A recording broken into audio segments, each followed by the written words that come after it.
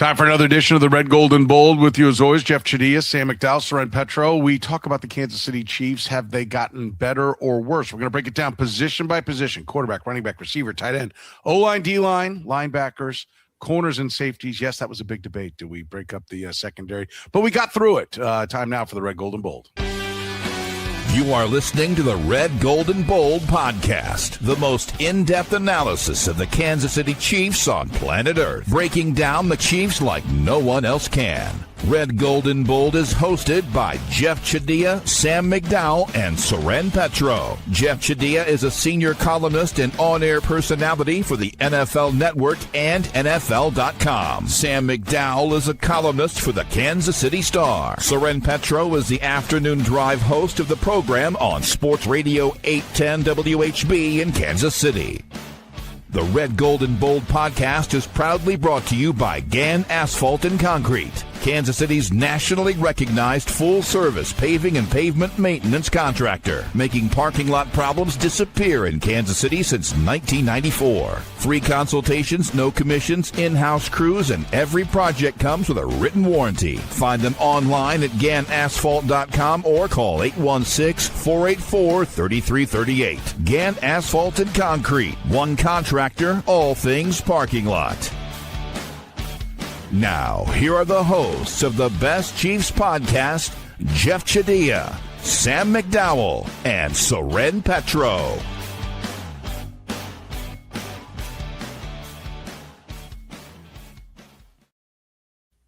Better or worse? How are the Chiefs looking at each position group? We like to do this each and every year. I think it's a fun dive into really setting your sights on what the Chiefs really have. I think it'd be a good thing for fans to do, so you don't, I think you want to believe is that, oh, everything's better. Well, go ahead and look at it. Take a couple of minutes. Matt, you can get your scorecard out. I'd like to see what where you weigh in on this one, because we know he'll be keeping score on us during this process. But I think it's fun to go in and look and see, okay, are they really better? And also review what happened in 25 to think about who did play, who didn't play, who got hurt, all of those things. Gentlemen, let's start with the quarterback spot. Gardner Minshew out, Justin Fields in, Patrick Mahomes rehabbing. I think that makes this one interesting right here, just how you're going to grade the Patrick Mahomes part of the equation. Jeff, are they better or worse at quarterback right now? Right now, I got him worse. And that's partly because of what you mentioned as far as the injury with Mahomes and not knowing where he's going to be. I think he'll be a good player. Will he be exceptional? Will he be brilliant? What we're used to seeing? I can't say that just yet, but, he's doing all the right thing with the rehab. We all know that. So, but really, this is the backup for me, because I'm not a big Justin Fields fan in this situation. It's different if you're talking about him going and playing behind Lamar Jackson or an offense where he's going to be able to use his legs a lot more. And we'll see how Andrew wants to use him. But I just feel like this is a guy you can't really trust to win games if your quarterback gets hurt. And as bad as Gardner Minshew was, he's a player who's way more accomplished in this league than Justin Fields is. And I'm not really factoring Garrett Nussmeier into this at all. So to me, it's the backup that really swings it on my voting. Interesting. Okay. Sam, how'd you look at it? Yeah, I don't disagree with anything Jeff said. I mean, I'm not a Justin Fields guy either. I don't think he was impressive in the summer. Obviously, he's just getting to learn a new system, so there's plenty of opportunity for improvement there. But I think this one you could read into it how you want to read into it. And I'm going to say they're going to be better. Statistically, Patrick Mahomes had the worst year of his career last year. I don't think he played the worst he's played, but that's why I'm going to say better, actually, is because I think they are going to present him with a better situation with which to operate. And so that means they're going to give him a better run game to take some pressure off of him and alleviate the stress that they put on him every game. The fact that they ask him to do too much that we've been talking about on this show for a couple of years now, I think is going to improve his situation, and therefore you're going to get a better quarterback because of it. Interesting. I agree with everything Jeff said. I've got him better. If I were to sum up, no, but I hear where you're going. I agree with everything I've heard from both of you. My feeling is this: they did get down to the third quarterback last year. So I will factor Garrett Nussmeier in. Little bitty percentage, right? Let me take it from the back, from little to big. Garrett Nussmeier is better than Chris Oladokun. I think right now. I think he just is, experience in passing. I think he'll step in, and I think he'll be a better third quarterback right now. So they're a little bit better there. I'm not a Fields fan to start, but I'm a Fields fan for a backup. I think this is an improvement at the backup. I think Gardner Minshew, I had high expectations for.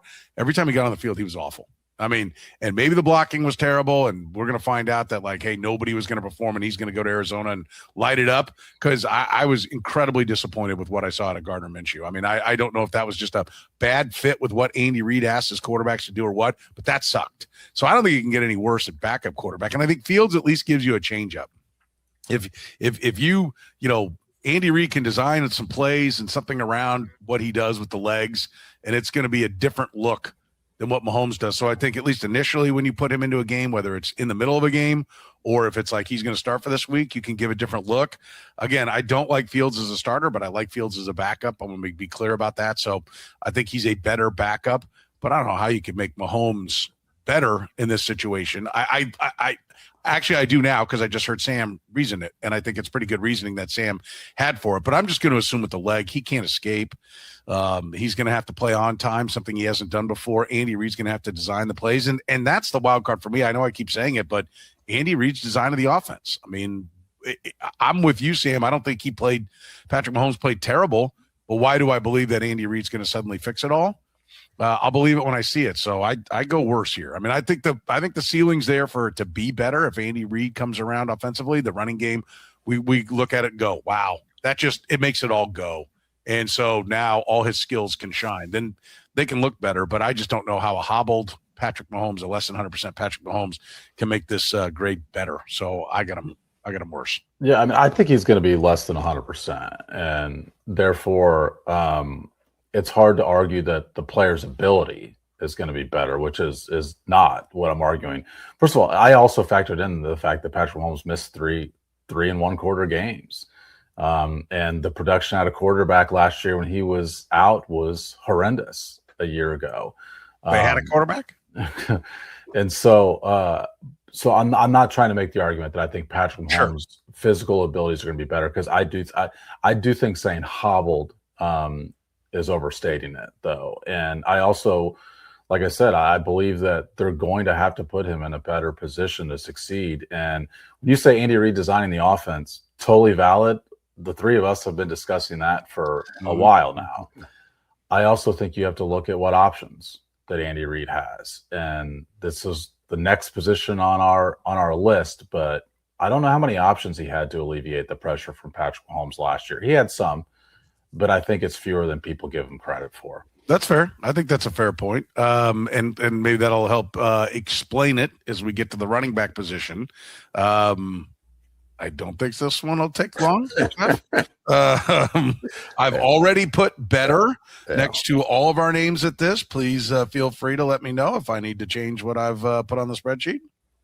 Yeah, I think that's pretty this is consensus here. And look, I'll say it's consensus, but there are still going to be some questions about this group, not nearly what there were about the group that just left town. But we don't know if Kenneth Walker is going to be able to stay healthy or duplicate the success he had during that playoff run last year with Seattle. We forget that he was part of a tandem. We don't really talk about that as much. We don't forget it.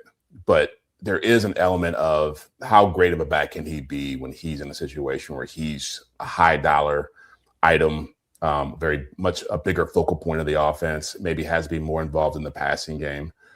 And what does Emmett Johnson bring as a rookie? And so there are still questions, but without a doubt, this is night and day compared to where they were last year.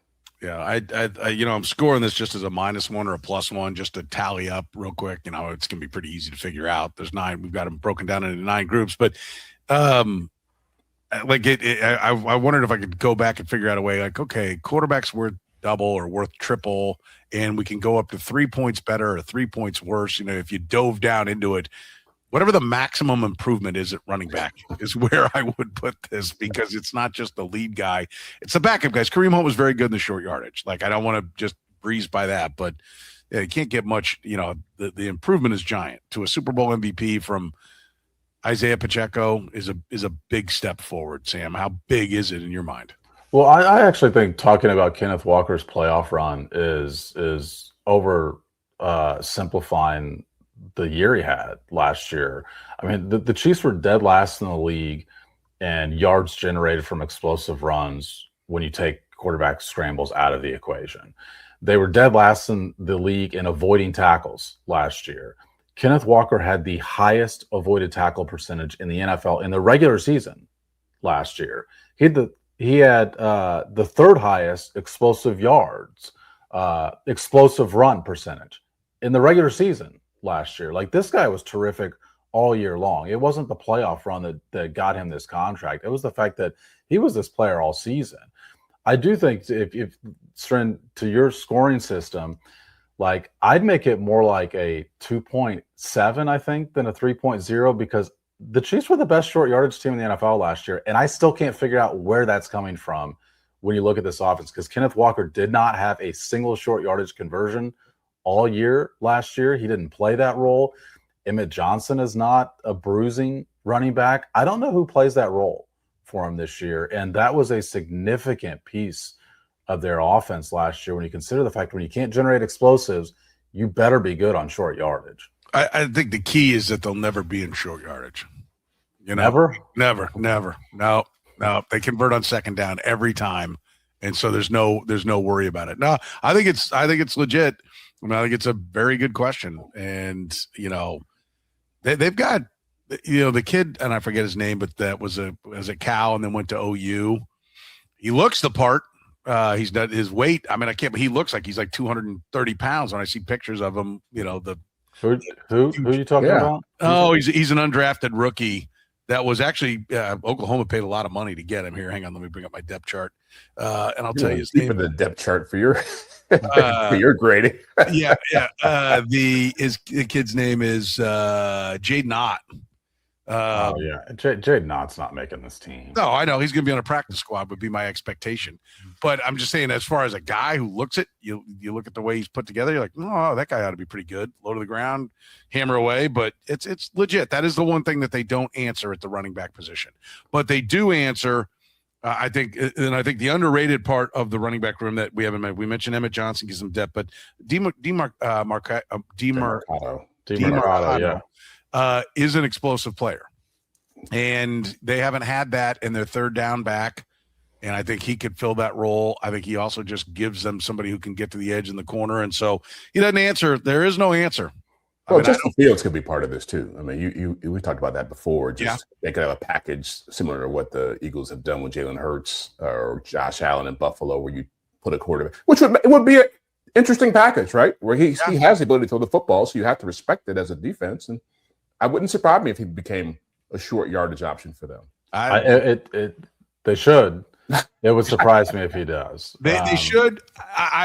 It won't surprise me if they don't, and it won't surprise me if they do, because they've rumbled about that for 5, 6, 7 years, about having a guy like Fields that they could put in and do those kind of things. And so I think they should. I think it's worthwhile. And they've run that kind of stuff with Travis Kelce and Noah Gray. Now they've tricked it up and did all kinds of motioning before they got to it, but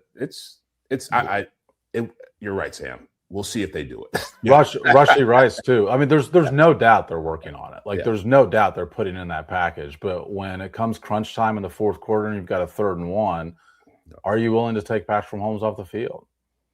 Would you?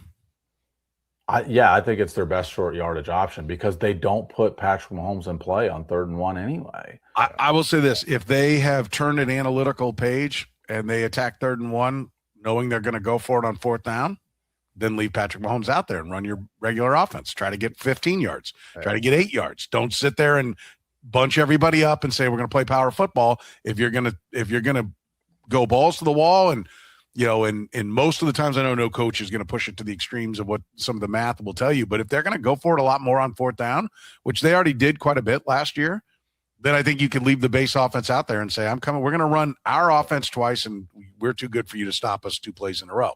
Great. They'll be successful more times than they're a failure, I think. But if you're going to play short yardage football, put big people on the field, then they're going to have to get creative. Have they talked about turning an analytical page? No. No. And there's precedent for this because the Saints, even when Drew Brees was still playing at a high level, we're doing this with Taysom Hill. And he became a very big weapon, and it was no problem for them to take their best offensive player off the field and use a guy who was more of a gimmicky one-trick pony type player. Yeah, just to give remind people of this. This is stat-based too. This isn't just saying, okay, Justin Fields looks like a runner that he ran for 1,000 yards. He's good on short yardage as well, and that's because your legs as a quarterback are in play, and that's what the Chiefs won't put in play. It's not just the quarterback sneaks. The Chiefs have stopped rolling Patrick Mahomes out on 3rd and short as well. Like they've stopped making his legs part of the equation on 3rd down. The defense just didn't have much to think about, but Kareem Hunt didn't matter. Yeah. Like, because he pushes the pile forward to where it's like, we don't care if you're thinking this is coming. Well, now you've got to give defenses more to think about because you don't have that obvious solution. Yeah, no, I think it's a fair point. Receivers, tight ends, offensive line still to go here on the offensive side of the ball, and then all of the defense. We'll do it after you hear from Gann. Concrete season is in full swing, and asphalt paving is revving up. So right now is the time to get your property on the schedule with Gann Asphalt and Concrete. Whether you need new concrete work, a parking lot repaved, crack filling, seal coating, or full asphalt installation, their experienced crews handle it all right here in Kansas City. Don't wait until the rush hits. Call today for a free bid and secure your spot before the calendar fills up. Get the process started right now at GannAsphalt.com. That's GannAsphalt.com. Gann Asphalt and Concrete. One contractor, all things parking lots. Italian Delight was the first restaurant to bring true New York-style pizza to Kansas City almost 50 years ago. They sell whole pies or pizza by the slice, or enjoy their classic strombolis, calzones, and sausage rolls. Sandwich lovers, check out their lineup of hot and cold subs, the combo, the meatball, or the Philly cheesesteak, just to name a few. And don't forget the pasta. Their famous lasagna and classic chicken Alfredo always hit the spot. And if you're hungry for lunch, check out their daily lunch specials, starting at under $10. Italian Delight can even cater your next work function or party. Dine in, carry out, or delivery, it's Italian Delight. Located just 3 minutes east of Kansas Speedway at 8145 State Ave in KCK. Check out the menu and order online at ItalianDelightKS.com. Kansas City's own Italian Delight. Let's start with the receivers, Jeff. A lot of familiar faces this time around. Cyrus Allen added to the mix at the wide receiver position. Rashee Rice back, not suspended to start the year. We'll see how healthy Xavier Worthy can be, but Jalen Royals, Nico Remigio, even Jason Brownlee, keeping the band back together even on the St. Joe crew. Cyrus Allen, the big addition. What do you look at the wide receivers and say? Worse. And I never thought I would say this, but Hollywood Brown was their most productive receiver, right? he's no longer here. Finally, after the guy leaves, Jeff acknowledges the production for Hollywood Brown. Exactly. Now that he's gone, I'll give him his flowers. But in the Rashee Rice situation, certainly the legal problems he's had. We've talked about the potential for him facing punishment from the league. That's a part of this. And I just don't know where Xavier Worthy is as a player coming out of last season. Tyquan Thornton showed some good things. We'll see if they are more interested in utilizing him in a different way and getting more production from him. But I just think the group as a whole, you've got the two guys at the top I don't really trust that much right now, and everybody else is a question mark. And so if Jalen Royals is your fourth best receiver, and that was Hollywood Brown last year, I just think the difference in productivity makes it a worse group. Okay. Sam. Yeah, Jeff did this last year, so I'm going to cheat on this one, and I'm only going to do this once. I'm going to say even. Okay. Jeff is completely right that I don't trust the two guys at the top. I didn't trust them last year. Right. Like Rashee Rice didn't even have 600 yards last year. Xavier Worthy played hurt the entire season, basically last year. The flip side, I think you could see this how you want to see it. Like Hollywood Brown, and I'm going to keep saying this until people remember it, he led the team in receiving yards last year. He tied for the team lead in touchdowns. Like, you did lose something from him. You've got Rashee Rice, who is not just coming out of jail today, but he also had surgery. But he also missed 6 games last year to start the season, 3 games at the end of it. Like, you didn't get anything from Rashee Rice last year. It's like if you're comparing what you actually generated from this position a year ago to what you can expect to generate from this position this year, I think you could actually argue you'll get better production just because it wasn't just about the depth chart. It's about that depth chart just didn't give you even what you expected at this time going into the year a year ago. So the old cop out, I'm going to go even. I remember. I think Jeff did that twice last year. I did. So I decided I could do it once. Yeah, not so hard this time around. Yeah, so I'm. By the way, could I just say, I think a lot of these positions are going to be a little bit obvious, and there's some spots where I think we need to look for some differentiation between the three of us, because some of these positions I think are going to be pretty evident. Okay. All right. Well, I'll be interested to hear where those are. I see where you're going with it, but I'm actually going to go better here. I don't disagree with anything that's been said, but I would have had Rashee Rice not been thrown in jail and had he come to OTAs and minicamp, it would be definitively better. But I just don't think they can be worse at that position. And I think ChadO'Shea factors into this as well. And so if we're just talking pure talent, they're worse. I mean, I don't think how you can say Cyrus Allen as a rookie is better than Hollywood Brown, although I think just the videos I watched of him, his get off at the line of scrimmage looks pretty impressive. And so I do think there's kind of some upside there with him as a slot receiver. But Hollywood Brown been around and was in the offense, and so I think they're worse. That's really the only change out personnel-wise. You do get Rashee Rice all the games. And like I said, I would be okay. I'd feel pretty comfortable saying better and arguing for better. I won't argue it now, but I'm going to say better off some intangibles, and I'm not saying, like I said, coaching. I do think Rashee Rice being there all the games and in training camp, I don't know how that screws you up. I don't know how it can't screw you up that you have training camp where he's there the whole time. Then he's gone for 6 weeks. Then he's got to come back and reassimilate. I mean, we see it in the NBA all the time where a guy goes down, team learns to play without him. They're playing pretty good. He comes back and then they drop 3 out of 4 because everyone's got to figure out their roles again. It's not to that extreme in the NFL because, the spot is the spot and everyone's supposed to know the plays, but I think it matters. And I think Rashee Rice is a better football player than he looked like last year. He had knee cleanup at the end of the year that he's rehabbing now, and who knows how that knee will be now. But if he's healthy and he's there for all the games, he's better than what he showed last year. And it's a contract year. So I think we get a better effort out of Rashee Rice as well. So I'm going to go better, but it's the lightest of betters, like it being a full grade of better versus some other position being better. No, it's mildly better on, and I'm probably putting some red and gold glasses on to get there. I think the O'Shea factor is big, though. I think that I didn't factor that in when I was doing my list, but I think it's a good point to make, a great point, because they are going to be coached better. There'll be more accountability in the room, and hopefully the details will show up on the field. Yeah. That's I think that's the hope that we're going to see that.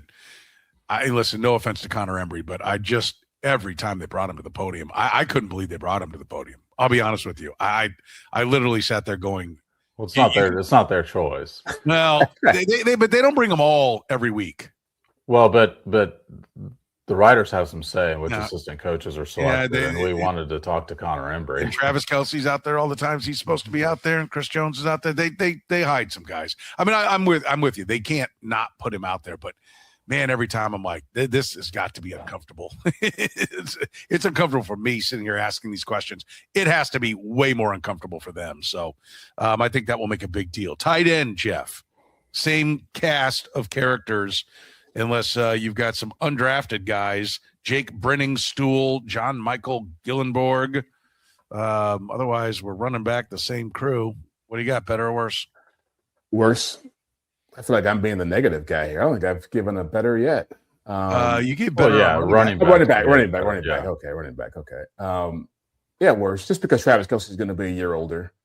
He's going to be turning 37 in October. You can't keep riding this train and expect it not to have some kind of issues at some point. And look, he did a great job last year. He's been a phenomenal player throughout the course of his career. But I just think the longer you rely on a player of that age to do the things he's been doing, the more you're courting disaster. And once you get past him, it's a steep fall. I don't know what Noah Gray is anymore. I'd never known what Jared Wiley is, and everybody else you just mentioned on this list, I can't see playing it down in the NFL. So to me, it's a worse. Not it's a a down worse in group. the NFL. Yeah. Okay. They're undrafted guys. Yeah. For sure. Sam, where do you come in on this one?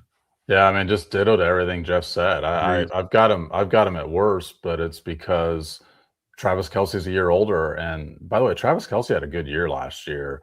Now, the flip side of that is he had two of the most significant negative plays the Chiefs had for the season, with his drop pass against the Eagles going into the end zone and his drop pass against the Texans that led to an interception, were two of the worst, most negative EPA plays they had all year. But his actual production from a down-to-down basis, like when you're missing Rashee Rice for 6 games, he still was their go-to guy. And I still think there's going to be times where Patrick Mahomes is still going to be looking for 87 over anybody else. And 87's now a year older. And so I've got him worse overall at the position. I don't know how you could have it any other way. I mean, there's no significant upgrade on talent, and Travis Kelce's not getting younger, and he's in an age where at some point there's going to be a real steep decline. And it might not be this year, but they're worse. If one of you tried to say better, I was going to be like, okay, which one of these undrafted guys do you think is going to catch 400 yards where the passes? Because Noah Gray seems to be in reverse.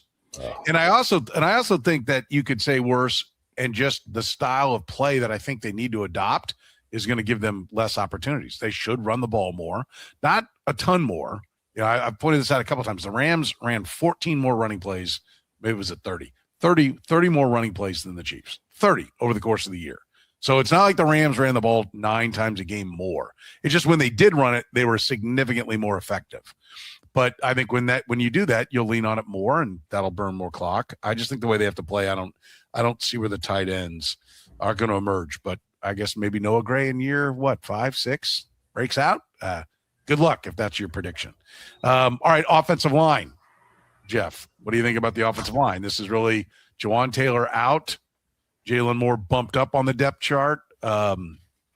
What's Khalil Benson added after the draft to the tackle equation? Wanya Morris taken away. What do you see here?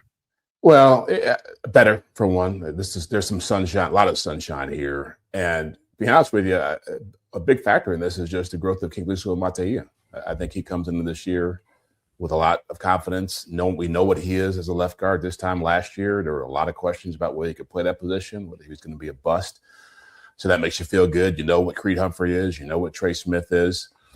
Josh Simmons has got to be on the field for an entire year. He's got to be in the building the entire year. But I do think, and he's probably got to get some weight back on him. But I do like the fact that he's coming in without having to worry about rehab and all the pressure that was on him last year. I think he's probably going to be in a position to do what Suamataia did last year as far as showing a lot of growth. And then I feel like getting rid of Wanya Morris, the growth of Esapole as a competent, as a viable option as a right tackle, and Jalen Moore, a player who's played in this league and played last year. I like what they are. Jawaan Taylor, I think, takes maybe aside from the penalties, which were big, he was a really good pass protector. So there's going to be some an absence there. But I think overall this group looks pretty good. Yeah. Sam? Yeah, I've got them better. I mean, like Jeff said, second year for Suamataia, second year for Josh Simmons. Trey Smith actually only played 59% of the snaps last year. I think he'll play more this year. I do think Jawaan Taylor's pass pro is going to be missed more than people are realizing, but the penalties won't be missed. And like it's hard as an offensive lineman to have a good day when you have 2 holding calls in the same game. It's hard to have a net positive day at right tackle when that's the case. I will say the discomfort in saying better here is a lot of it is banking on Josh Simmons being available. And he's been injured in his college career. His rookie year in the NFL got cut short because of an injury. And then like Jeff said, I mean, he was gone for the team for a month last year. And let me underscore how important Josh Simmons' availability is to this team. 6 times last year, the Chiefs allowed a higher than 35% pressure rate last year. Josh Simmons played 8 games. He missed 9. 6 times they allowed higher than a 35% pressure rate. all 6 games Josh Simmons was not playing. Hmm. He is a significant piece of their offensive line. And that's, like I said, you're kind of banking on him being available when you say this group's going to be better because he's that significant to the group. But he also only played 8 games last year. I think the key is, he's a year removed from surgery. He should have been able to do everything he needs to do as opposed to just rehabbing. So I think we should see an even better player. I was adamant that better is the answer on this one. And I think a lot of it, I hadn't even given the credit to Kingsley Suamataia. I thought that was a good point that Jeff made there. I think he should be better as well. And, some of I do think Jawan Taylor's underrated as a pass blocker, right? All the penalties drove people crazy and really painted him in a more negative light than he probably deserves. But, the rest of the league, everybody is desperate for tackles. And the rest of the league looked at him and said, no. Right. And the Falcons got him for, I wonder how much better this unit will be and how much better the team will be to not get the penalty after penalty after penalty for the same thing, and listen, Wanya Morris is addition by subtraction. Burn the boat. Do not give Andy Reid the option to even go to him. I will take Khalil Benson sight unseen right now. I will take him over Wanya Morris. And, I think the frustration that you heard on Patrick Mahomes' voice was like, same blanket move, same like that. And it's like same blanket penalty with Jawan Taylor. I wonder how much those guys, and God bless them, it's hard in the NFL. I'm not trying to minimize what it is they're being asked to do, but how much that had to be a soul killer. And while I think there's a problem with Jalen Moore. I don't think they're, we're hearing Esapole and Khalil. They're either trying to motivate him or they're worried about him. But I do think there's a problem there with him. And so, but I think there actually is room for growth on that left side to get even a lot better, and that'll make it easier to help out on the right side. So I'm pretty adamant that they're better at the tackle and definitively better. I'll say that. Does that make sense? I do think right tackle is a question. We talked about it in the last podcast, and I mentioned it. You have 3 guys rotating with the ones, and Andy Reid's acknowledged that. It's the reason we're allowed to report that. You have 3 guys who've gotten snaps with the ones in the summer. It feels like you don't have a right tackle right now as you go into training camp, and we'll see how it shakes out in St. Joe. Yeah, for sure. All right, we've got the defensive side of the ball. We'll do it after you hear from our friends at Italian Delight. Italian Delight was the first restaurant to bring true New York-style pizza to Kansas City almost 50 years ago. They sell whole pies or pizza by the slice, or enjoy their classic strombolis, calzones, and sausage rolls. Sandwich lovers, check out their lineup of hot and cold subs, the combo, the meatball, or the Philly cheesesteak, just to name a few. And don't forget the pasta. Their famous lasagna and classic chicken Alfredo always hit the spot. If you're hungry for lunch, check out their daily lunch specials, starting at under $10. Italian Delight can even cater your next work function or party. Dine in, carry out, or delivery, it's Italian Delight. Located just 3 minutes east of Kansas Speedway at 8145 State Ave in KCK. Check out the menu and order online at ItalianDelightKS.com. Kansas City's own Italian Delight. Concrete season is in full swing and asphalt paving is revving up. So right now is the time to get your property on the schedule with Gann Asphalt and Concrete. Whether you need new concrete work, a parking lot repaved, crack filling, seal coating, or full asphalt installation, their experienced crews handle it all right here in Kansas City. Don't wait until the rush hits. Call today for a free bid and secure your spot before the calendar fills up. Get the process started right now at GannAsphalt.com. That's GannAsphalt.com. Gann Asphalt and Concrete. One contractor, all things parking lots. All right, let's get to the defensive line, Jeff. Well, we've seen a lot of change on the defensive side of the ball. Better or worse, though, with that change? I'm going better here. And just because of that change, the resources that have been thrown at it, both through the draft and through free agency, I do believe Khyiris Tonga will be a nice addition at defensive tackle. When you're taking Peter Woods with a first-round pick, another D tackle, and you're taking a second-round pick on our Mason Thomas, a speed rusher that's outside of the typical player we see at that position for Steve Spagnuolo. And then, hopefully Ashton Gelati grows some in the second year. Hopefully Omar Norman Lott comes back healthier from that ACL. That there's a lot. Now, maybe this is projection, but I think a lot of young faces, a lot more athleticism and speed and quickness in the room. Chris Jones is getting older, but I think you put a little more around him with George Karlaftis as well in that mix, it should be a better group. Okay. Sam? Yeah, I think they're clearly better here. And it's I mean, look, you're betting on the unknown. The unknown's better than what you had a year ago. I mean, the bar was so low last year. And let's also add that George Karlaftis played with a broken hand last year as well. I mean, this group was 19th in pressure rate and 3rd in blitz rate. They did everything to send pressure to the quarterback and still couldn't do it. And I guess I'd also step back for a bigger takeaway on this position. We're all going to say they're better at the line of scrimmage than they were a year ago. We all said better at offensive line. We're all saying better at defensive line. They've gotten better at the line of scrimmage, and there's been a lot of focus on their skill positions, and there should be, whether it's defensive at the back end, the little guys, or the smallest guys on offense.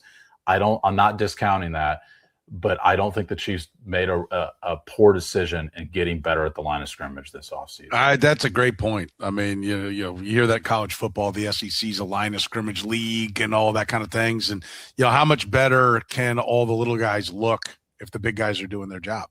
Yeah. And I think this is going to be a big test. I do think, we'll find out if right tackle ends up being a sieve. Like the Chiefs had the best offensive line in football when the Trent Green, Priest Holmes Chiefs were humming along. And then they let John Tate go and replaced him with Jordan Black. And even though they were still great, guard to tackle, that right tackle spot ended up falling apart, and they had some real problems. So that is something to watch. But I totally agree with you on that, Strain. Can I add something to the offensive line thing that I meant to mention? I think they're going to use their offensive line better too, because this offensive line is equipped to run the football, especially with those 3 guys in the interior, and they didn't take advantage of that. And so, like, when I say better at the line of scrimmage, I think they'll be more physical at the line of scrimmage because their play calling should allow them to be more physical at the line of scrimmage. Yeah, no, I think that's a, again, that comes back to what we've talked about with, with Andy Reid. And is he going to call it better? Is he going to put him in a better spot? It is the same offensive line coach. Right. So there isn't a ChadO'Shea that you're injecting here where it's like, okay, well, here's a big upgrade. Now, you got Andy Heck's a respected guy. I'm saying it's been the same message, and some people have been critical of their blocking schemes. So we'll see if that happens. But on the defensive line, I'm with you. I'll take the unknown over what I saw. D tackle to me looks a lot better this year. Derek Notty's addition by subtraction. I don't know why they kept thinking that was. I mean, let's be honest. When they brought back Derek Notty, it was done. That really was like the signal. Like you think this is an upgrade? So I do think that traded for him. Yes, was. There are times, and people like. I get it. They know more about football than we do. Okay, and I will always defer to that. But we're not dumb, okay? And there are times like when I fire out on some people like, oh yeah, you think you know more than them? On this one, I must. I mean, I don't know how, and I think we were validated on that. Tonga is going to be a giant improvement over anything they had, and I'm glad that's where Jeff led with, because I think that's smart. I think that we're not really talking about him. Everyone's talking about new shiny, draft pick guys and Omar Norman Lott coming back, and that is great, and those are all positives. And I do think Peter Woods is going to be really good, but Tonga being in that mix, that is an underrated move by this team that's going to help out immensely. And I'm glad that I think that's really smart that Jeff led with that, because no one's talking about it, and I think he's going to play a big role. And I want to see Steve Spagnuolo use our Mason Thomas, though. I do have fear about the type of player he is, and so we're going to come up with some packages. Yeah, but are you ever going to put him on the field? I think it's great. We're there in St. Joe. We see him on the field. Does it apply to the NFL field? That'll be interesting. All right, let's go to linebacker. What are we seeing at the linebacker, Jeff? A little bit worse, just because the loss of Leo Chenal, I think is I'm going to say it's a huge loss, but it's a loss. He was a versatile player for you. He made some substantial plays, I think, in big moments for this team over the course of his career. And he was a player that Steve Spagnuolo trusted.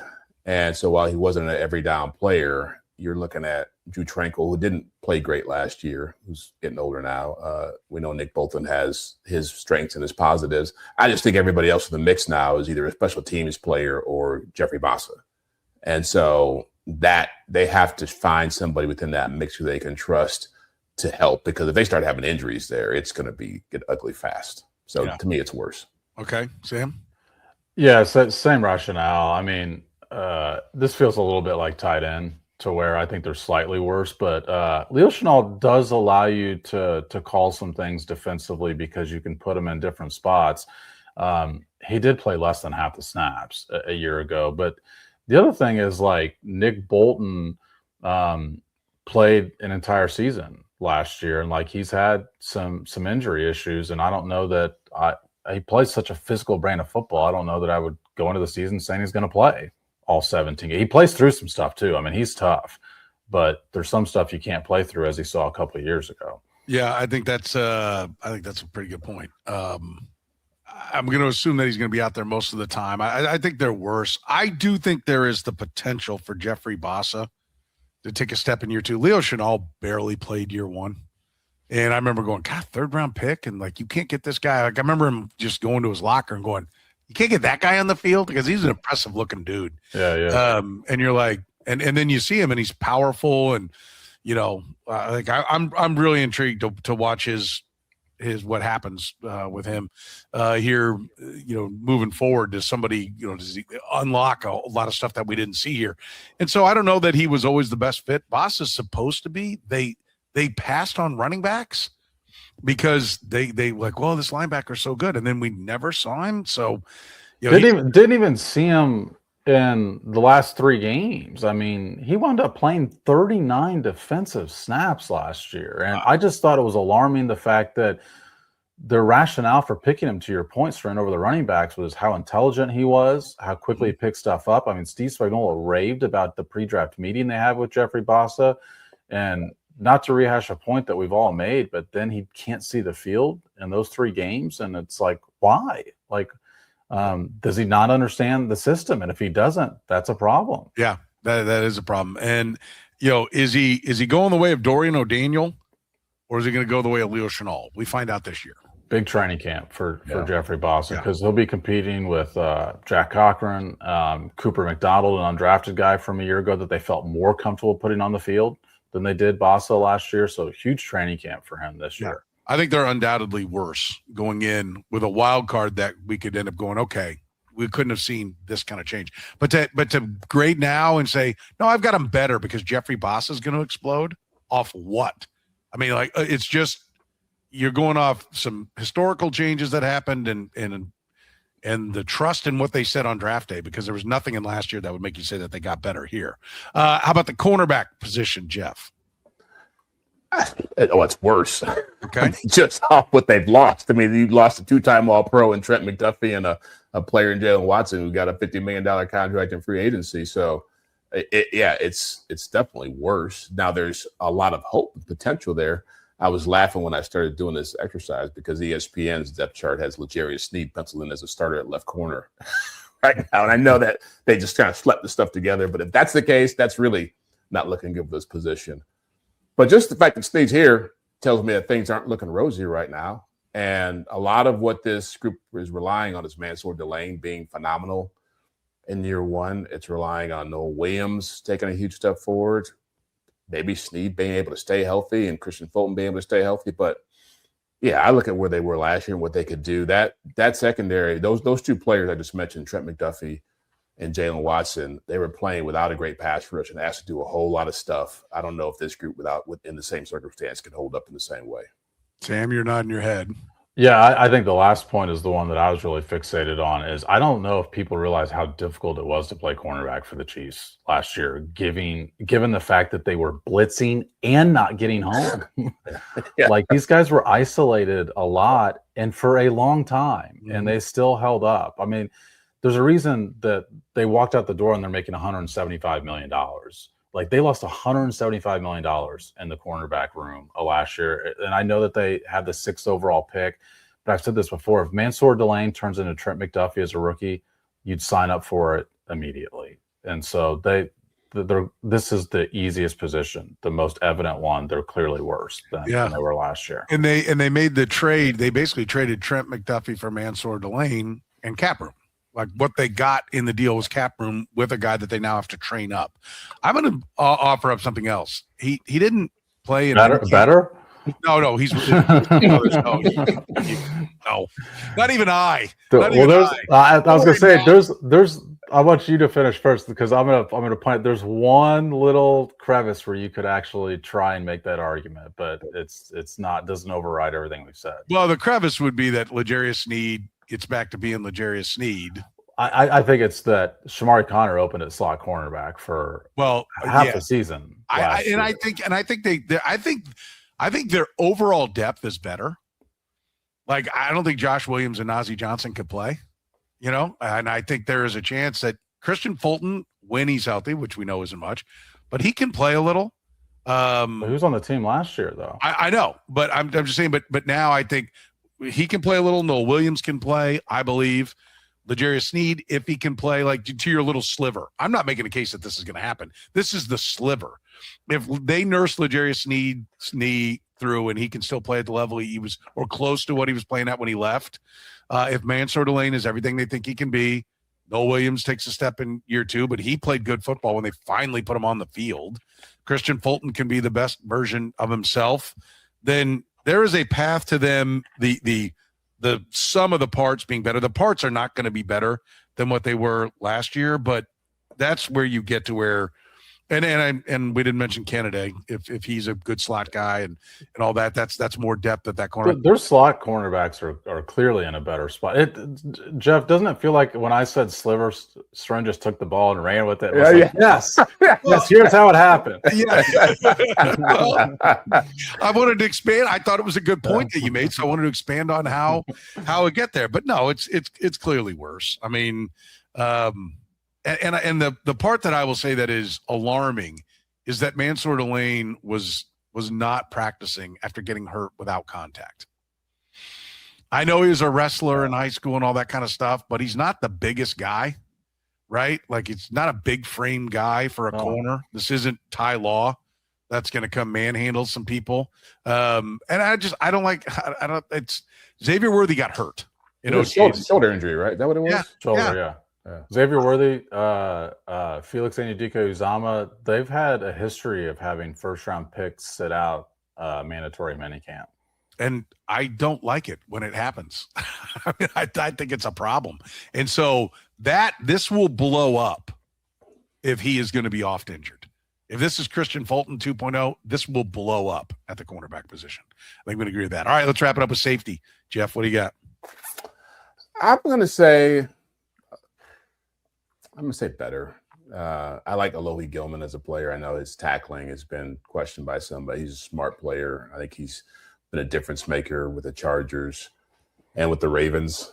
And I do think Shamari Connor moving back to safety is a better spot for him to play at. I do like the idea of having safeties who've got some cover ability. And so it does give me some hope. I think Chris Rowan-Wallace is in the same vein. And then the big wild card here with Jade Hicks. I don't know what he is now and how long he's going to stay in Spagnuolo's doghouse. And I was going to make that point about the corners too. A lot of this stuff with the secondary is just based on Steve Spagnuolo's whims and how much he's going to trust people, because a lot of these guys over the last group that was here, the Brian Cooks, the Jalen Watsons, the Josh Witt, all these guys have gone through, being distrusted and trusted and giving opportunities. And so I'm hopeful that having a veteran come in like Gilman did and has the same impact that Justin Reed did, and maybe not to the level of Tyrann Mathieu, but I do think that it looks more promising with that group than it did last year, even though it played well.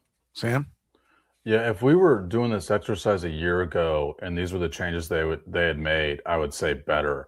But man, Brian Cook had a good year last year, and so I'm gonna say slightly worse, because I think it's going to be hard to replicate what he did for you. Jeff mentioned one of the things in passing, which is they've been a really good passing or tackling team, and a lot of that's because Brian Cook is a really sound tackler, and so is Justin Reed before him, and that's not Gilman. And so were Jalen Watson and Trent McDuffie. Good they cornerback. Good tackling corners. L'Jarius Sneed stuck his head in there on plays before that. Like, their secondary has really assisted their tackling, and I don't know if I see that out of this group. And to me, I look to the safeties to solve that. And by the way, Shamari Connor's not a good tackler. And you could wind up starting in week 1, Shamari Connor or Loie Gilman as your safeties. Neither of them are great tacklers. And I could see that being an issue, especially, when the running back gets into the second level. Well, and I think the hope is that they don't get to the second level, right? That's where that defensive line makes their life a lot easier. But well, I think you're spot on. You play R. Mason Thomas, Peter Woods, and Chris Jones on a third down, and a team like the Eagles or Lions, because there'll be more of these. They go for it on fourth down. Therefore, 3rd and 5 becomes a run to them, and they see those 3 guys lined up. I could see some teams trying to run the ball with them against them based on the personnel they have out there this year. Yeah, that's a great point. I think it's a great point. I was like, okay, I think safety's better, but the Brian Cook, I don't think I gave enough thought to how much Brian Cook meant. I would love to cop out and say even here, but I'm not a cop out, and I like having that over both of you, that you've both now done that, and I will not. So I'm going to go better, but it's in the slightest bit better, just because I do think that Shamari Connor can be a good safety, and I'm optimistic on that. I wonder if L'Jarius Sneed's going to play some back there. I think Gilman is a good player, and I think Brian Cook, I know we're going off last year, but that was kind of the outlier season for Brian Cook too. I mean, it was like, I was down on Brian Cook 2 years ago. I just thought he had a great year last year. I do find it interesting you guys have both said better and haven't even mentioned Jaden Hicks. I mentioned him. Yeah, I said he was I don't know what he is right now, if he's going to get a Spagnuolo's doghouse or not. Yeah, I'm expecting nothing from him. I'm expecting the same from him. But I think there is I put him down there as depth, as an option for them to get better. I think that's part of it. But it figures that it would come in this way because it lined up the way it always seems to. Jeff hates the Chiefs. Jeff came in total -1. Yeah. Sam came in at a even because of his copping out. Is even earlier, and I'm +1. So I'm Captain Optimism. Right. Jeff is the pessimist, and Sam is the guy who Sam is meh.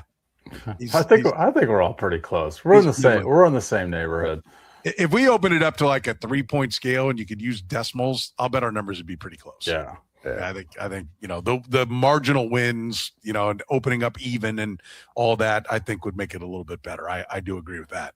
Now, listen, you can always support the Red, Gold, and Bold by supporting our great sponsors. Gann Asphalt and Concrete's been solving parking lot problems in Kansas City for more than 30 years. Find them online at GannAsphalt.com. One contractor, all things parking lots. And if you're looking for a place to grab some lunch, just a few miles east of Kansas Speedway on State Avenue is Italian Delight. They've got lunch specials starting at under $10. The folks that brought true New York style pizza to Kansas City almost 50 years ago. It's Italian Delight. They're at 8145 State Ave, online at ItalianDelightKS.com. For Jeff Chadiha, for Sam McDowell, I'm Soren Petro saying thank you very much for joining us here